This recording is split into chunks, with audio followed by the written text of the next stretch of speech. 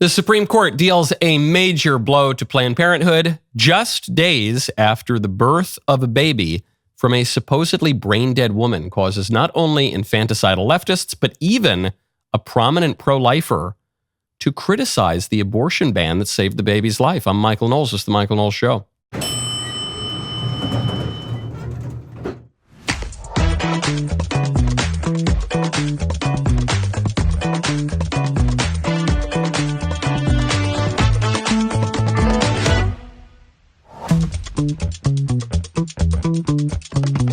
Welcome back to the show. The White House is officially embracing Trump as daddy. They made a magnificent short film and post to social media that tells us that we are living in the very greatest timeline imaginable. Before we get to any of those stories, I want to tell you about Hillsdale. Go to hillsdale.edu/Knowles. History, economics, classic literature, constitutional interpretation. Did your education cover these foundations? Maybe not. Or maybe you're just due for a refresher. While our world constantly evolves through time and technology, certain fundamental truths about humanity and our place in the universe remain unchanged. That is why I am excited that Hillsdale College is offering more than 40 free online courses in the most important and enduring subjects. Learn about the works of C.S. Lewis, the stories in the book of Genesis, the meaning of the Constitution, the rise and fall of the Roman Republic, the history of the ancient church, with Hillsdale College's free online courses. Personally, I love Hillsdale's course on Dante's Divine Comedy. I mentioned Dante just about 5 times a show. And in this free 10-lecture online course, you will encounter one of the great texts of Western civilization, to my mind, essentially the best work of art ever made by man, an epic poem in 3 parts that presents universal truths about character and choice, the nature of God and man, and the path to freedom and happiness. Hillsdale makes it so simple to increase knowledge and curiosity. The course is self-paced so that you can start whenever and wherever. Go right now to hillsdale.edu/Knowles. It's free. It's easy to get started. hillsdale.edu/Knowles. hillsdale.edu/Knowles. Great news out of the Supreme Court. Here we have the decision. There's just one page of it. Obviously, these decisions are a little bit longer, but the upshot of this Supreme Court decision is that state Medicaid programs don't have to fund Planned Parenthood. Your tax dollars through state Medicaid programs do not need to pay to murder babies. And this is a great Supreme Court decision. Huge congratulations to Alliance Defending Freedom, which just keeps racking up wins. But it shows you how much ground conservatives had lost in recent decades. The fact that we have to celebrate this victory, the fact that we have to celebrate the victory that, that states are allowed to pass laws against castrating little kids so that men don't pretend to have a right to be women or something like that. I mean, it's crazy how much ground we've lost. But what specifically does this do? This case rules on a South Carolina woman and Planned Parenthood, which claimed a legal right to bring a lawsuit challenging South Carolina's decision to keep Planned Parenthood out of the state's Medicaid program. Now, South Carolina took Planned Parenthood out of the state's Medicaid program because Planned Parenthood exists to slaughter babies. Federal law already prohibits tax dollars from going to abortions. So you'd say, okay, well, how on earth does Planned Parenthood get the money anyway? And the answer is that Planned Parenthood pretends to do other stuff. So they say, okay, look, and they do technically, they say, okay, we pass out condoms sometimes. So, okay, that means that not all of our money goes to abortion. So, hey, you give me millions and millions of dollars, and I'm not going to use the millions and millions of dollars for abortion. I'm going to use the millions and millions of dollars to keep the lights on, or to keep the rent paid, but of course, money is fungible. So if you're giving any money to Planned Parenthood, which is an abortion mill, then you are paying for abortions. So it's a 6-3 vote. And the court says, an opinion written by Neil Gorsuch, that the Medicaid Act requiring states to ensure that Medicaid patients can obtain care from any qualified provider does not create a clear and unambiguous right that the Supreme Court would need to see in order to allow this lawsuit to go through. All good stuff. Really glad to see it. We need to set our bar higher. We need to set our aims higher. I think we do have our aims set higher. and we need to claw back as much ground as we possibly can. It gives you, to me, some people complain. They say these justices aren't doing enough, or Trump isn't doing enough. Look how much ground we've lost. It gives you, I think, a great deal of sympathy for these guys, especially President Trump. It shows you how hard-charging we need to be while we have the presidency, the House, the Senate, and the Supreme Court. We won't have them forever, so we got to make hay while the sun shines. Now, on abortion, on pro-life politics, there's an amazing story. Really, it's a sad story. It's also got a ray of hope to this story, but it's a really bizarre one. This is woman, Adriana Smith in Georgia. This woman was declared brain dead in February. She was pregnant. And she was kept alive, but she was brain dead. But she was kept alive, and her baby kept growing. And the reason that she was kept on ventilators and life support was so that her baby could be saved. And then she was born via emergency C-section. This should be, the silver lining in a storm cloud. This should be the ray of hope in this otherwise terribly sad story. Except people are furious about it. The pro-abortion crowd is furious that this baby is alive. So there's one comment that went viral from the left, from the infanticidal left. It says, "I still hope the baby doesn't survive more than another day or two.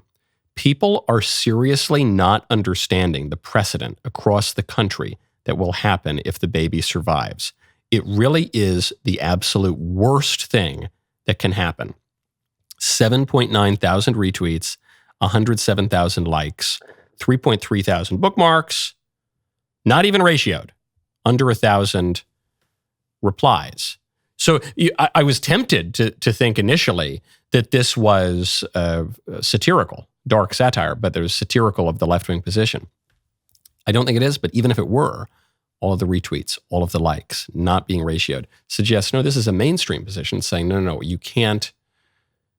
If we admit that the baby is a baby, if the baby survives and it is possible, and now we have really firm, undeniable proof, the baby is a baby, the baby is a separate person. If we see this example of a mother, living for a longer period of time on life support, then that'll kill our abortion ideology. And our abortion ideology, our political ability to persuade people to kill babies, is worth more than the life of this actual baby who happily survived. But it's not just the left. So this is ghoulish stuff. The notion that you want the baby to die because the baby was able to be saved, which tells you that the baby is his own person, which tells you that life is good, which suggests that maybe the baby has a right to life. So the infanticidal left has this, to my mind, demonic hatred of life, of innocent life. They love guilty life. They love getting people on death row off, serial killers and rapists and total freaks. But innocent life, little babies, grandma, grandpa, they want to kill those people. So they're for abortion, they're for so-called euthanasia, they're for all these things. But it's not just the left. There is a very, very prominent pro-life activist, Abby Johnson. I like Abby a lot. But Abby also had problems with this story. She tweets out, "I know I'm the very odd man out in this Georgia situation where a woman is being essentially used as an incubator to keep the child alive. She was pronounced brain dead when her unborn child was 9 weeks along, and she is being kept artificially alive for now over 11 weeks in order to continue the pregnancy. I have a huge ethical problem with this. Death is natural. Keeping people alive by dehumanizing the mother into the form of an incubator is, in my opinion, unethical and dehumanizing. Women are not made to have babies, even if they are dead. Natural death is okay. Life and death are two places in medicine where we have gone too far. We've created too many ways to create life." She's right about that. "And we have created too many ways to extend life instead of letting people die peacefully." Abby is wrong but she's right. She has a good point given her mistaken premise. And did you figure out what the mistaken premise is here? She is not wrong in the way that the people on the left are wrong. The people on the left are wrong because they hate innocent life and they want to They're wishing death upon an innocent baby who survived in this beautiful way because it contradicts their abortion ideology, which is false and hideous. That's not what's going on with Abby Johnson. The reason Abby Johnson has gone wrong here is because of the mistaken premise of brain death. Because obviously the woman isn't dead. If the woman were dead, the baby wouldn't have been growing. If the woman were really dead, the baby would be dead now too. But the baby is alive, which should cause not only the left to re-examine their abortion priors, but it should cause the right, some people on the right, to re-examine their priors, specifically on brain death, because brain death is fake. It's fake news. The clinical category of brain death dates back to, I think, 1968 and a study out of Harvard. But it's not real. I'll give you a good example. 2006, there was a little boy, very sad story. Little boy, 4.5 years old, contracts bacterial meningitis and is brain dead. And when I say brain dead, I mean brain dead. I mean, like, doesn't have a brain anymore. By the time they performed the autopsy, his brain did not exist. There was some calcified material. There was nothing that was recognizably brain tissue. And yet, that kid lived for 20 years. And not only did he live, meaning his lungs were on life support, but not only were his lungs bringing oxygen into his blood and all that, he grew. He went through puberty. He was alive. He didn't have a brain, but he was alive. And what's very scary, I mean, there's story after story about this with brain death, where a guy will go in, he'll be declared brain dead, and then the organ harvesters get ready to chop him up and take out the organs, and he'll start twitching, or a relative will touch him and he'll kind of flinch. This happened in one case. I think it was a cousin. I forget the guy's name, but was touching his fingernail, and finally there was some doubt that he was actually brain dead, and then he woke up and he survived and he was perfectly fine. But he would have died from the organ harvesting. Because the actual immediate cause of death for people who donate their organs generally is the organ harvesting, which is why that's what's so ethically suspect.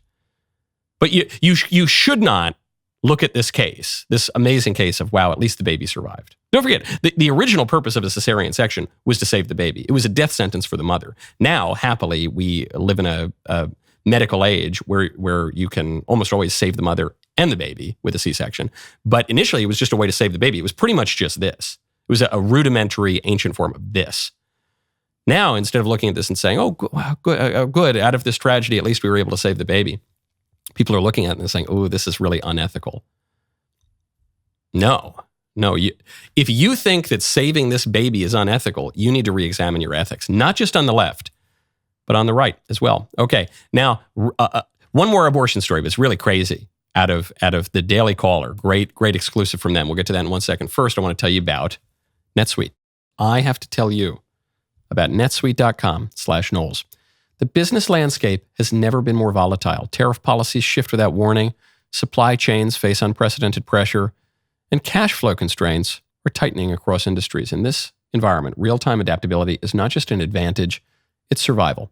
Companies that can't pivot quickly are not just falling behind, they're facing existential threats. To navigate this chaos, you need complete visibility across every aspect of your operation, from global shipments and tariff impacts to real-time cash flow analysis. NetSuite by Oracle delivers exactly that through its AI-powered business management suite, already trusted by over 42,000 companies worldwide. As the leading cloud ERP platform, NetSuite consolidates accounting, financial management, inventory, and HR into a single unified system that serves as your one source. This comprehensive visibility enables lightning-fast decision-making backed by real-time forecasting and actionable data insights. If your revenues are at least in the seven figures, download the free ebook, Navigating Global Trade, 3 Insights for Leaders at netsuite.com/Knowles, K-N-O-W-L-E-S, netsuite.com/Knowles. Daily Caller has an exclusive. You're going to hear that the abortion pill, which now accounts for over 60% of abortions officially, I have heard from pro-life people in the know that it's actually closer to 3/4 of abortions. You'll hear that this is just a medicine that is prescribed by doctors, and it's very serious and clinical, and has all sorts of. There's no downsides to women, even though something like 11% of women who contract these abortions have serious complications afterward. But there are no downsides for women, and it's all very medical and clinical and serious. Well, the Daily Caller just found that in about 5 minutes, pretty much anyone can get a prescription for an abortion pill. So Daily Caller finds 5 minutes they were able to get them. They're obviously approved by the FDA.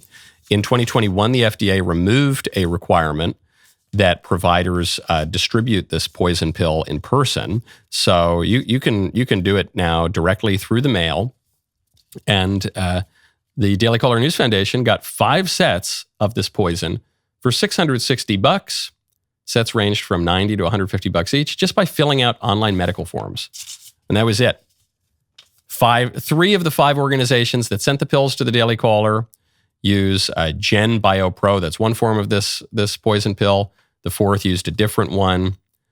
The final one sent pills in a plain manila envelope that did not indicate the drug's provider, and the return address was listed as Supplement City. This is dodgy stuff, man. You can order vitamin supplements from AM talk radio that are taken more seriously than a pill that will kill a baby and will quite likely harm the mother too. This is crazy stuff. So look, I think abortion is horrifically evil and is always wrong, and we need to protect the most vulnerable among us. And I'm as pro-life as it comes. Even if you're not, though, even if you're one of these people in the middle who incoherently says, well, abortion is bad at 8 months, but not at 4 months or something. You know, somehow a human being becomes a human being at 5.5 months or something, whatever your view, even if you have that incoherent view, or even if you are super pro-abortion, how can you possibly justify this? Just look, let's say we're sitting here, me and you, super pro-abortion person, we're sitting in a coffee shop, no cameras anywhere. You're going to tell me that's acceptable, a very powerful drug that ends a life, that could have serious harmful side effects on women, almost certainly will have harmful psychological side effects, but could have harmful physical side effects too. You're telling me you should be able to just fill out an online form in 5 minutes, pay $90 and get it in a manila envelope from Supplement City?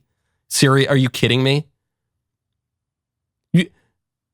I can't get Tylenol with codeine here. I got to go. If I want Tylenol with codeine, I got to cross the border into America's Evil Top Hat, because that's too dangerous to get. But I can order an abortion pill online in 5 minutes? No way. No way. So this ties into what we're talking about at the top of the show. The conservative legal movement has so much ground to make up. We've lost so much ground in our culture. It's almost sad when we rack up our wins, because it shows you how far we've fallen. Oh, hey, men, we're not going to castrate the littlest kids anymore. Or, well, we will, but states can sometimes not castrate the littlest kids, maybe, if they want, maybe. Woo! Yeah, woo! Hey, maybe all of your tax dollars don't need to go to infanticide in some states. Hey, so it's kind of sad how much, but we are racking up wins right now. And this is one way to go after this. You should say, you wouldn't treat colloidal silver with this kind of lax attitude. You wouldn't treat like vitamin D supplements like this. You're going to treat an abortion poison that kills a baby and might kill a mother? Are you insane? On what grounds could you do that? One way to challenge it, because that is a scary report from the Daily Caller. Okay. Now, on the positive side of birth, the good news coming out of South Korea. The birth rate in South Korea is up. That's the good news. Bad news is it was basically at 0. So it shows you I guess that's the theme of today's show, just how far we've fallen. So the overall birth rate, do you know what it was in South Korea? The birth rate in South Korea was 0.06. What is replacement? Like 2.1? It was 0.06 in April of last year. Now it's 0.79. So, okay, that's up. Still, obviously, well below what you need for replacement. Natural deaths also rose by 0.8. What caused this? The rise in births according to Statistics Korea, was influenced by increased marriages since last year, growth in the population of women in their early 30s, and various birth promotion policies by the central and local governments. So there was a pretty conservative leader in South Korea, and this was Yoon Suk Yeol, and he acknowledged that the birth rate problem was a national emergency, which it obviously is. He got booted out of office because he declared martial law, and there are some issues in South Korea. But before he was booted out of office, the Yoon administration had a bunch of measures to reverse the demographic collapse, including more parental leave allowances, flexible working hours, support for childcare, after-school programs, subsidies for employers who need to hire temporary workers when the pregnant workers go on leave. Okay, however it works, this is the existential issue in our countries. The birth collapse, not just in South Korea, not just in America, not even just in Europe. There is a global population collapse, and it's going to crater, and it's going to wreak havoc in our societies. And it's going to cause our entitlement programs to collapse, and it's going to cause social solidarity to collapse. And it is as dangerous an issue. It's more dangerous than Iranian nuclear weapons. It's more dangerous. It's related to the open border, because the only reason that politicians have been able to justify the open border is because we don't have babies ourselves, and so we import the third world, and we try to use that as a Ponzi scheme to keep our economy afloat. This is the issue. And we need to throw spaghetti at the wall to fix it. And there are going to be some conservatives who say, well, I don't want the government getting involved. Get the government involved. Get the government involved. Get the police department involved. Get the PTA involved. Get Joe Blow down the street involved. Everybody needs to get involved. You need to get involved. Look at me. Look right at me right now. You need to get married and have a lot of kids. Right now. You need to stop using contraception. Well, first, get married. Then don't use contraception. Then have 1 billion children. You have to do that. In that order, ideally, you have to do that. It's more important than you getting out and marching in the street. It's more important than almost anything you're doing. Have you gotten the message? It's very important. And it can be done, because you see these government programs do appear to have helped a little bit in South Korea. In Hungary is the only Western nation that has instituted a family policy that has been at all effective, and it happens to be the only Western nation that is turning the demographic problem around, albeit still well below replacement levels. I talked to Prime Minister Orban when I was over in Budapest just a few weeks ago. We asked him about the family policy, if it was working. How do you turn the demographic problem around? And he said, look, I don't know. That's $1 million question. But what I'll tell you is we're trying. And we're the only people that are trying in the West. Got to do it. Okay, speaking of foreign countries, Vice President J.D. Vance has an absolutely hilarious story about President Trump in the Oval Office. We'll get to that in 1 second. First, I want to tell you about Boll & Branch. Go to bollandbranch.com/Knowles. Have you ever wondered what it would be like to sleep with me? Do you find yourself tossing and turning all night, constantly flipping your pillow to find that cool side? Well, if you or your spouse are a hot sleeper, summer nights can become a battle between exhaustion and overheating. The restless cycle of too hot, too cold, never quite right can leave you longing for the cool, comfortable sleep that you deserve. With Boll & Branch's best-selling Percale sheets, you'll finally get the cool sleep you've been craving. These are not just any ordinary sheets. They're crafted with a special cooling weave using the finest 100% organic cotton. Feels crisp and breathable against your skin, even if you're the sweatiest sleeper in the house. Real Mediterranean kind of complexion. You will stay comfortably cool all night long. You can try them risk-free for 30 nights. 30-night guarantee. Doesn't matter. Doesn't matter your bedroom style. Doesn't matter your mattress size. They give you 1,000 free nights. You're going to love these sheets. They actually get better over time. Multiple U.S. presidents have slept on them, and your favorite podcaster has too. Feel the difference an extraordinary night's sleep can make with Boll & Branch. I've loved these sheets for years and years. 15% off, free shipping on your first set of sheets, bollandbranch.com/Knowles. Boll & Branch, BOLLAND branch.com/Knowles, KNWLES to save 15%. Exclusions apply. See site for details. J.D. Vance was recently speaking at an Ohio Republican Party dinner, and he told this little anecdote about sitting with President Trump in the Oval Office. And the president looks over at me, puts the foreign leader on mute, and says, "This is not going very well," and he presses the red button. And my eyes get really big, and I'm like, "Mr. President, what just happened?" And he looks at me and he goes, "Nuclear." Nuclear. And 2 minutes later, a guy walks in with a Diet Coke, and he looks back at me and he says, "It wasn't nuclear, it's just the Diet Coke button." And that's... So that's the kind of guy, my fellow Republicans, that we have as the President of the United States. Love it, love it. I had heard elsewhere about the Diet Coke button. I couldn't tell if it was merely legendary, but no, it's real. There is a Diet Coke button. That's a funny thing. Sitting on the phone in the Oval Office, you're sitting there with the President of the United States. It's not going well. Nuclear. What does this mean? What is the political import of this? Because there is political import. It's not just a funny little joke between two friends. The political import is we're having fun. The political import is we're cool.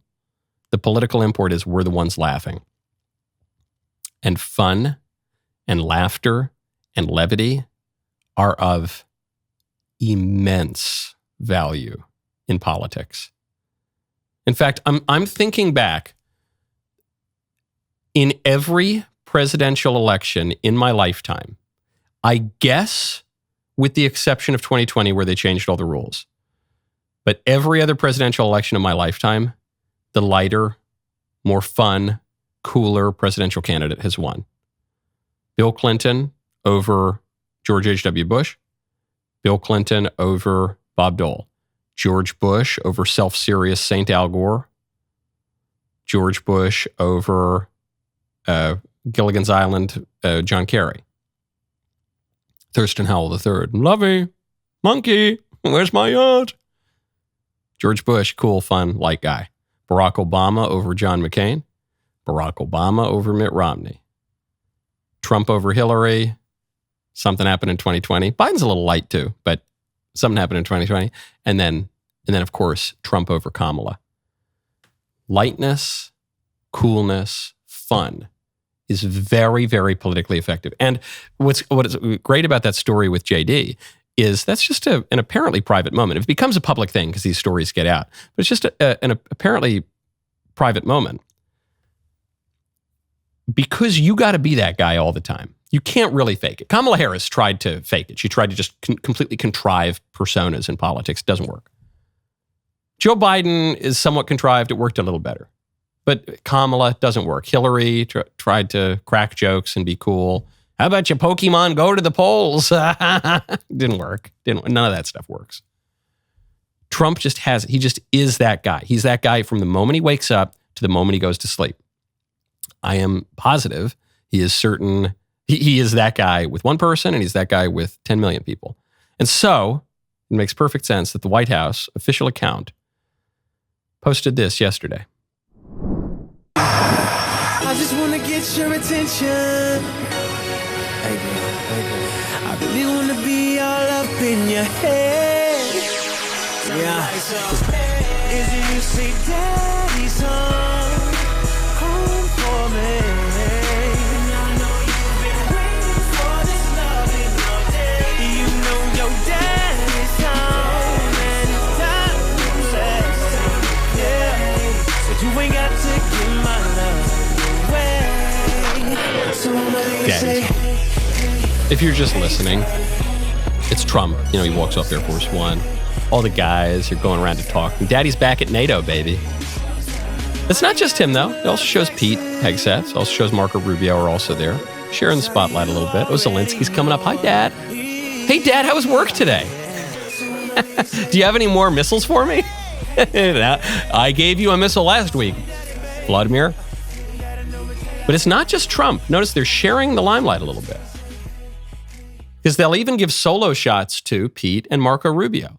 Daddy's home is referring to Trump, and it's referring to this comment that the chief of NATO made, that Trump is dealing with Iran and Israel like daddy. He's dealing with all these nations who are like daddy. But it's really America's daddy. America is daddy. Okay, we're not micromanaging everything. But we're daddy. We kind of call the shots. We have the authority. And Pete Hegseth is a representative of that at the Pentagon. Marco Rubio is a representative of that at the State Department. Daddy's home.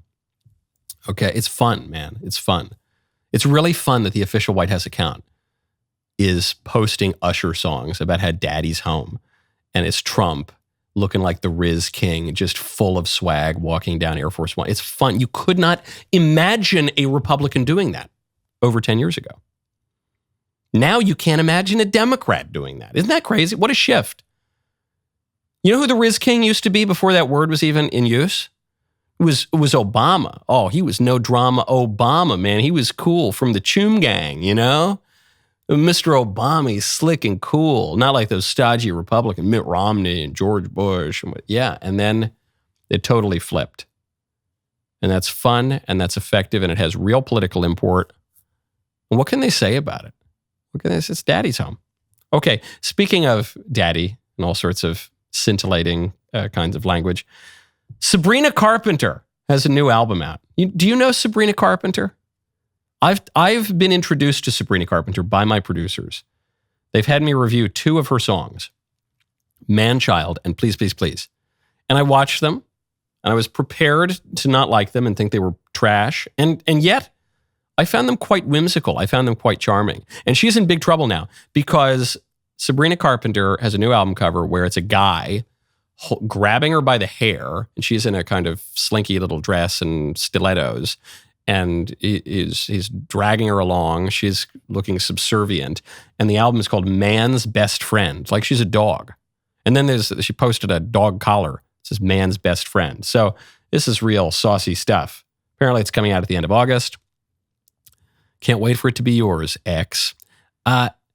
And people are going after her. Feminists are going after her, even some feminists who are kind of on the side of the religious conservatives when it comes to things like obscenity and transgenderism. And they're all going after her. This is setting women back 100 years. This is tawdry. It's terrible. Yeah, it's a bit tawdry, but it's charming. It's charming. And do you know why? It's charming because this woman is self-conscious. Her lyrics, I should say, are self-conscious. I've only listened to 2 Sabrina Carpenter songs when my producers made me, Man-Child and Please, Please, Please.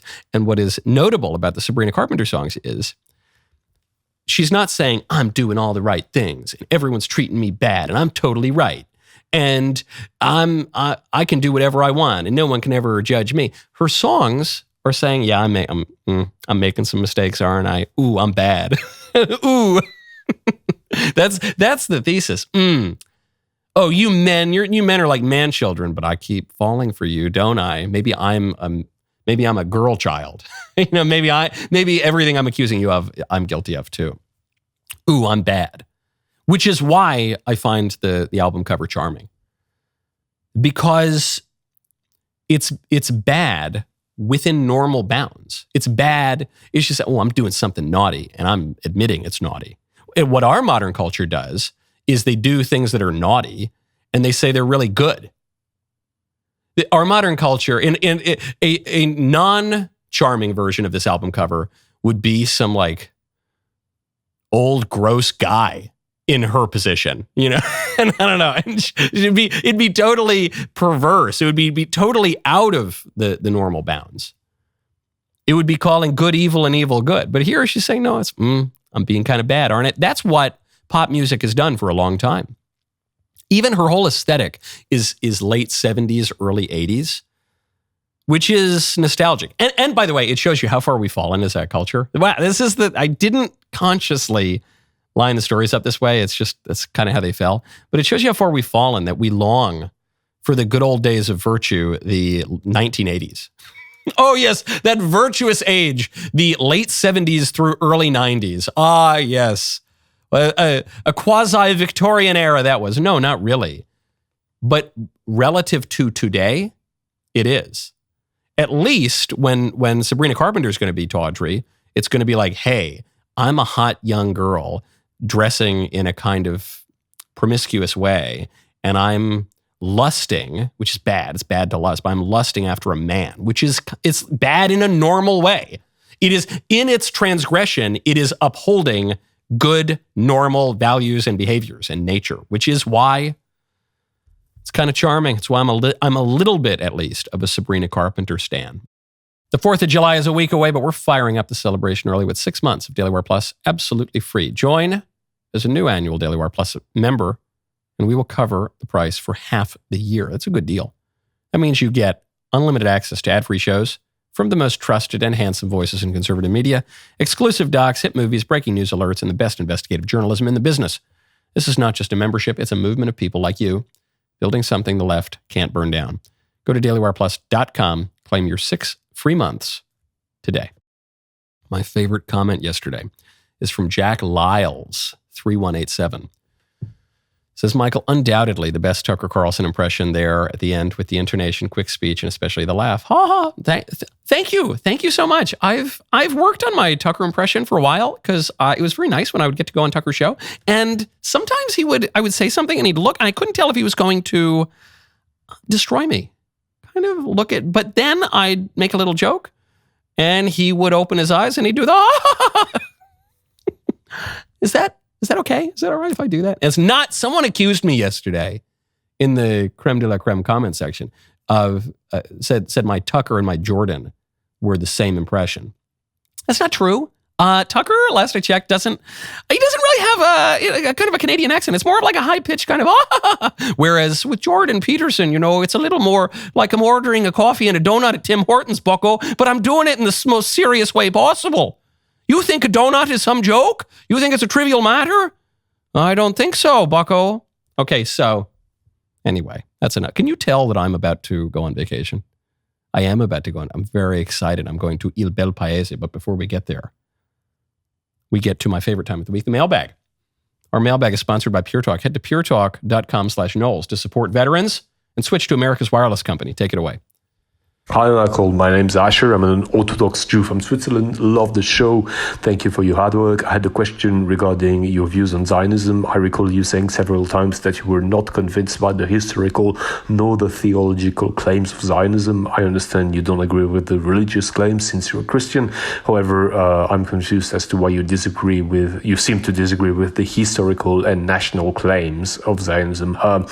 So setting religion and theology aside, I'm sure you know it has been proven historically, culturally, linguistically, and even now genetically that modern day Jews originate from the Holy Land, and that we Jews are direct descendants of the Hebrews and Israelites, and that we have kept a distinctive ethnic and genetic background as well as a strong cultural, national, and historical tie to our native homeland, the land of Israel, from which we were expelled several times.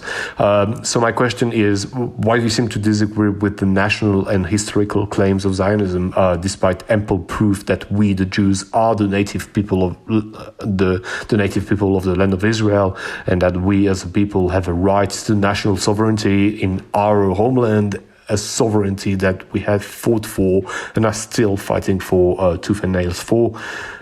Just curious. Thank you. All the best. Love the show. May God bless you and all your loved ones. All the best.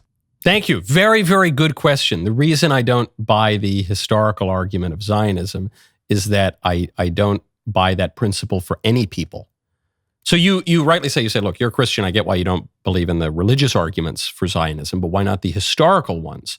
We're the native people. What do you mean you're the native people? Did you spring out of the ground like a root vegetable? No. Was there a time before the Jews or the Israelites were in the Holy Land? There was. So I'm not persuaded that because you were in a place 2,000 years ago, as you point out, the Jews have been expelled from the Holy Land a handful of times, that therefore you're entitled to it today. Because I wouldn't apply that same principle to any other people. I wouldn't say just because the Comanche, used to occupy a certain area of the United States that they have a right to that land. I mean, you will recall that before the Israelites got to the Holy Land, there were some other people there. And the Israelites routed those other people happily. But what was it? The Canaanites, the Jebusites, the Hittites, the Amorites. There were a lot of ites that got ousted from the land. So I think that's just how it works. I occupy, I guess, I have the least popular view on Israel-Palestine of any group that I have yet seen, which is I don't believe in the religious arguments of Zionism. I don't believe in the historical arguments of Zionism or any such historical arguments.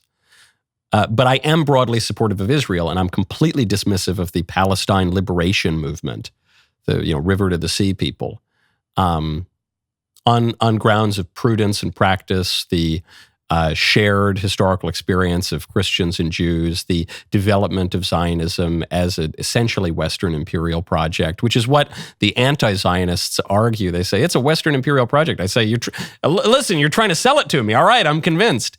And because the West has been in a hostile relationship with Islam for roughly 1,400 years. So, the fact that Islam has been trying to expand into the West from the very beginning, and by the year 732 made it to 150 miles outside of Paris. So these are all really practical reasons why I'm generally favorable toward Israel over, say, these kind of radical Islamist liberation movements. But it has nothing to do with the religious or historical claims of Zionism, which I wouldn't accept for really any group.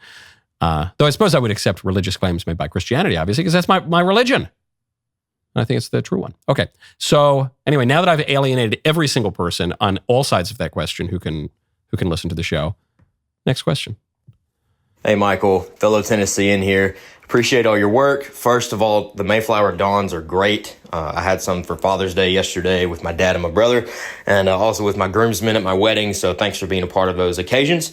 My question today is about Protestants, especially Baptists. So I'm more of a Reformed Baptist, and I know that you're connected with Reformed figures like Ali Stuckey, so I'm just curious, what are your overall thoughts on Protestants? Obviously, we're not a part of the Roman Catholic Church, but many would say that we're a part of the small c, the little c Catholic Church, or the kingdom of God. So do you believe that Protestants are Christians? In my view, anyone with genuine faith is a part of the church, and this transcends denominations. And I believe that those who have faith in Christ will worship the Lord in heaven one day. So in your opinion, what happens to me when I die? Do I go to purgatory? Do I go to hell? Can a Baptist achieve sainthood? Would love to hear your thoughts. Thanks, Michael. Okay, really good question. So I want to address, it's really two parts of this. We think, the lower C Catholic Church, and then also our Protestants Christian. So for the lower C Catholic Church, I think that's a little bit cope. I think that's capital C cope because it comes from the creed. We believe in one holy Catholic and apostolic church. And so if you, in practice, don't really believe in the four marks of the church, then you have to try to figure out a way to back yourself into it. So you say, okay, well, no, I believe that anyone who's a professing Christian is part of the lowercase c Catholic Church. Now, first of all, our Lord gives us a visible church. He picks actual men, gives us visible signs of a church. So the notion that the church is somehow invisible or something, I think is contrary to the Christian tradition. But furthermore, I don't even know that you believe that. You believe that anyone who says he's Christian is really Christian? What about a Mormon? Do you think a Mormon is Christian? I've sort of complex thoughts on LDS, and I like actually a lot of aspects of LDS, but that's a question for another time. Do you think a Mormon is Christian? Most Baptists would say no. Do you think a Jehovah's Witness is Christian? Most Baptists, I think, would say no. Do you think an Albigensian is Christian? But do you think a Pelagian is Christian? Do you think an Arian with an I, not a Y, is Christian? Probably most people would say no. If someone denies the divinity of Christ but says he believes in Jesus, would you say he's Christian? Probably not. So there obviously have to be some guardrails here. There has to be some limits. And so your question then is, well, am I a Christian? I don't know exactly what you believe. I don't know exactly, your kind of version of, I have a great love and respect for my Baptist friends. In fact, I had a Baptist grandpa who went to Mass for 70 years, but Baptist grandpa on my Mayflower line, it's Puritans and Protestants and separatists all the way back. A lot of the way back. I guess not all the way back. But are you Christian? I guess I would say, if you're validly baptized, you're Christian. 1 Peter 3 says baptism now saves you. So yeah, if you are a validly baptized Christian, baptized with water, the Trinitarian formula, you are a Christian. But I guess my concern for our brethren of various shades of Christianity, and for lapsed Catholics and for all these people is our Lord gives us baptism, which is a sacrament. He gives us other sacraments too. He gives the apostles, or the visible signs of the church, the power to forgive and retain sins. He does this for a reason. Our Lord says in John chapter 6, he says, you have to eat the flesh of the Son of Man and drink his blood, or you have no life in you. And he repeats this, and it's a hard saying, and a lot of people go away. And so I guess just my point is, it's not, I don't say who's going to heaven, I don't say who's going to hell. That's above my pay grade. But it would seem to me if our Lord gives us a great sacrament like baptism, which now saves us, and if he gives us a church and everything, if he gives us these sacraments, which are the meeting of the material and the immaterial, of time and eternity, just as our Lord is incarnate on earth, if we don't avail ourselves of all of the resources that our Lord gives us, especially the sacraments, we're putting ourselves in a kind of spiritual peril, and that would be my concern about it. But if you're baptized, you're a Christian. But then what do we do as Christians? What are we supposed to do? What does our Lord want us to do as Christians? Okay, next question. Hey, Mike, you talk a lot about the true roots of conservatism and Christianity being at the heart of what conservatives are talking about if they're really honest about what conservatism means. But what would you say to someone that would point out to you that if we really want to conserve America's founding ideals, we would be conserving Anglo-Protestant ideals and not vaguely European ones and not vaguely Christian ones, including Roman Catholicism, but Anglo-Protestant ones? What would you respond? Thanks. Well, how conservative do you want to get? There are some people who call themselves conservatives who want to conserve the late 2000s. Or the 90s or something. The 90s or the new 50s. But I don't even just want to conserve the 50s. I don't want to go back in time. It's not possible to go back in time. I want to conserve the eternal things and the practices and the traditions and the culture that they have produced. So I don't know why I would stop at 1776. America's older than 1776. America goes back at least to 1620, but doesn't it go further back than that? You know how much I love the Mayflower. It's a great cigar brand. But if we're really going to conserve, don't we want to go further back than that? And our roots do not lie in, the Anglo-American experience of some deistic Freemasons in the 18th century. We wouldn't arbitrarily draw the line there. Where does it really come from? It goes back further. Our form of government really, as far as I'm concerned, goes back to Thomas Aquinas, directly or indirectly. And our founding fathers were conscious of modeling the government off of the political philosophy, not only of the Enlightenment, which the liberals want to point out to, but men like Cicero, ancient political philosophers, the Roman Republic, and all manner of antiquity up through the scholastic tradition. So, no, we got to go back deeper. Don't just draw an arbitrary line. Go all the way back. Go all the way to the roots. They think I'm not going to get to the fourth mailbag question, but I will. Take it away. Hi, Michael. I love your show. I've been watching for a long time. I used to watch Matt Walsh. I still do, but he's like a little cynical for me at times, and I very much appreciate your Catholicism. Now I'm really getting back to this one. That's good. More positive, hopeful, virtuous, hopeful, upbeat, take on things. My question is, how do I sell the stay-at-home mom life to other moms without sounding judgy? Thank you so much. Great question. I want all questions to be like that. Michael, you are so handsome. And I like all that. That's great. Well, you don't need to sell it to him. It sells itself, first of all, and you don't need to sell it to him. You got this great thing, and you want to share it with your friends who you think are unhappy, and you're probably right. So what I would do, to the preface of your question, which is, Michael, you're generally upbeat, and you don't let the bad things get you down. And I would just kind of show that to them. Say, hey, life's good, isn't it? And okay, maybe we don't have two incomes, so maybe you don't get to go on vacation to Tahiti every 6 months. Yeah, maybe we don't get the newest car every 2 years. Maybe we don't. Yeah. But look how great our life is. You don't even need to say it. You just can show it to them. And then when people ask questions, then you can give them answers. All right. Today is Fake Headline Friday. The rest of the show continues now. You do not want to miss it. Become a member. Use code Knowles, KNWLES at checkout for 2 months free on all annual plans.